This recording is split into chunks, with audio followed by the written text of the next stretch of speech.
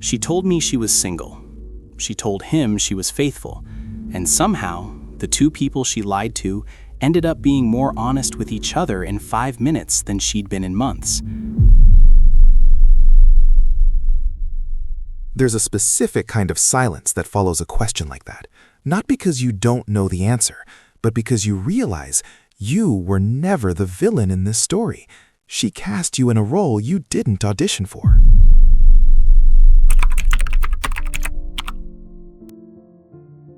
I was sitting in my car, engine running, about to pull out and head home.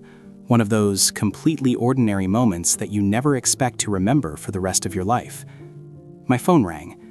I didn't recognize the number, but I picked up, and on the other end, a man, crying. Not angry crying, not threatening, just broken. The kind of crying that tells you this isn't the first time he's felt this feeling. This was a man who had been here before and knew exactly where he was standing. He said, man to man, "Are you sleeping with Anna?"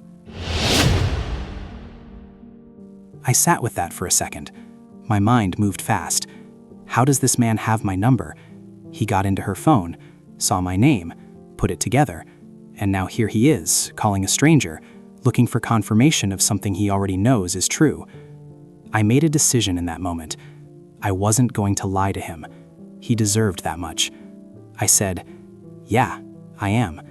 He let out this sound, not surprise, more like release, like he'd been holding his breath, waiting for someone to finally just tell him the truth. He said, "I knew it. This is the 4th time she's done this to me." The 4th time. I let that land, and then I said what I needed him to know. I told him, "She told me she wasn't with anyone. That's the only reason I was involved with her. I was going off what she told me. I didn't go looking for a taken woman. I thought she was free." He said, "I know she didn't tell you the truth. She does it all the time." And right there, something shifted in the conversation, because this wasn't about me anymore. This was about a man who already knew, who had known, who kept coming back anyway. What just happened in that phone call is more psychologically layered than it appears on the surface. First, the call itself. When a betrayed partner reaches out not to the person who betrayed them, but to the outside party, that's a significant behavioral signal. It tells us something about the power dynamic inside that relationship. He didn't confront her first. He called a stranger. Because somewhere in his psychology, he knew that she would deny it, deflect it, or turn it around on him. He'd learned that confronting her directly led nowhere, so he went around her, looking for something she had never given him, a straight answer. Second, the admission that this was the 4th time. That single detail reframes everything. This is not a relationship in crisis. This is a relationship with a deeply established pattern. Repeated betrayal followed by repeated return is one of the most studied dynamics in attachment psychology. It's called a trauma bond, and it's not weakness. It's the result of an intermittent reinforcement cycle where pain and love become so intertwined that the nervous system can no longer clearly distinguish between them. He loves her. He said so himself. But that love has been conditioned inside a cycle of loss and reunion so many times that leaving now feels more dangerous than staying. The man on that phone wasn't just heartbroken. He was trapped, and he probably didn't fully know it yet. I could have ended the call right there, hung up. That would have been the easy thing. But something about this man, the rawness of him, the honesty of him, made me want to stay in it for another minute. I asked him the question that I think needed to be asked. I said, "Dude, if this is the 4th time, why do you stay with her?" And he said, "I love her." 3 words, said with complete conviction, no hesitation, just, "I love her," as if that settled it, as if love was both the explanation and the justification and the answer all at once. And I understood it. I didn't judge it, but I also knew that answer wasn't going to save him. I told him, "I'm going to cut things off with her. That's done. That was never my intention going in, and now that I know the truth, it's over on my end." But I also told him, "That's not your real problem. Your real problem is that you keep coming back to someone who keeps doing this to you. And that's not a her problem anymore. That's something happening inside of you that needs attention. I told him to get counseling, to talk to someone, to find a way out of whatever had him anchored to a situation that was clearly destroying him. He went quiet for a moment, and then we ended the call. I sat in that parking lot for a while after, just thinking about how strange it was. Two men, total strangers, having one of the most honest conversations either of us had probably had in years, because a woman had lied to both of us in completely different ways. She lied to me to get something she wanted. She lied to him to keep something she wasn't willing to lose. And somehow, he and I ended up more honest with each other in 5 minutes than she'd been with either of us in months. Let's talk about Anna, because she's the architect of everything that just unfolded, and she deserves to be examined clearly. What Anna is demonstrating is a pattern that psychologists sometimes describe as dual relationship maintenance, the deliberate, sustained effort to keep multiple significant connections alive simultaneously, often through strategic information control. Each person in her life is given a curated version of reality.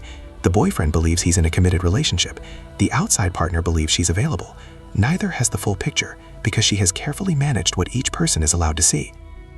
This is not impulsive behavior. This is a system, and systems require effort, intelligence, and a notable absence of guilt to maintain over time. The fact that this is documented as the fourth occurrence tells us that consequences, including emotional devastation in her partner, have not been sufficient to interrupt the pattern, which means either she doesn't fully register his pain, or she registers it and it doesn't override the behavior. Both of those possibilities are significant. Now, the narrator's response in this situation is worth examining too. He was lied to. He was an unknowing participant in someone else's deception, and his instinct, upon learning the truth, was not to deflect, minimize, or protect himself. It was to be straight with a stranger in pain, exit cleanly, and offer something genuinely useful, the suggestion of counseling.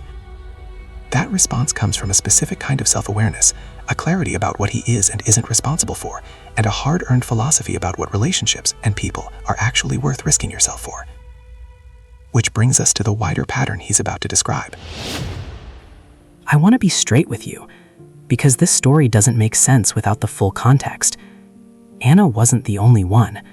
She wasn't even close to the only one. Over the years, I've been involved with a lot of women, and if I'm being completely honest, most of them were with someone. That was just the reality of how things went. I wasn't always asking the right questions. Sometimes I was, and sometimes I got the wrong answers and took them at face value. What made Anna different wasn't the affair. It was the phone call. Because in all those years, that's the only time something like that happened. One other time someone reached out. A man, different situation, who didn't cry. He threatened, said leave her alone or else. I listened. I walked. No woman is worth dying for. No woman is worth killing for. None. That's not cynicism. That's a boundary I set for myself a long time ago and never crossed. But the Anna situation stayed with me, not because of guilt over what I'd done. I genuinely didn't know. It stayed with me because of him, that man on the phone, crying, saying this is the fourth time, staying anyway because he loved her. I've been in a lot of situations in my life. I've done things I'm not proud of, but I have never, not once, stayed somewhere that kept breaking me and called it love. And I found myself genuinely hoping that man found his way out, that he talked to someone, that he eventually put the phone down on her the same way he'd picked it up and called a stranger looking for truth. Because the truth was, she was never going to give it to him. Not voluntarily, not completely. Some people just don't. And you can love someone with everything you have, and that still won't change what they are. This story operates on two levels simultaneously, and both of them matter. On the surface, it's about infidelity, a man who slept with a woman who lied about being available, and the unexpected phone call that brought the truth into the open. But underneath that, it's a story about three completely different relationships with truth. Anna withholds truth as a survival strategy. She uses information and the absence of it to maintain control over her circumstances. This is a deeply self-protective pattern, often rooted in early experiences where honesty carried consequences.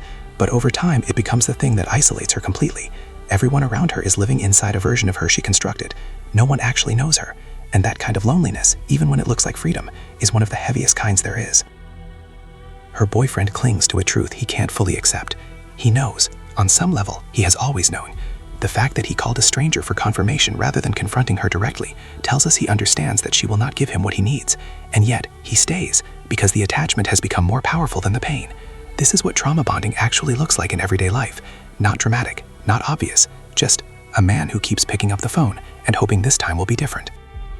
And then there's the narrator, someone who, by his own admission, has not always operated inside conventional moral lines, but who has a remarkable clear internal code, one built not around perfection, but around self-preservation and honesty when it counts. He told the truth to a stranger when he didn't have to. He exited cleanly, he offered something useful, and he drew a line, no one is worth dying for, and held it without drama. That's not a moral judgment on his lifestyle. That's a man who knows himself, and in a story full of confusion and deception, that kind of self-knowledge is rarer than it looks. The most dangerous lies are never the ones people tell you. They're the ones that make you doubt what you already knew was true.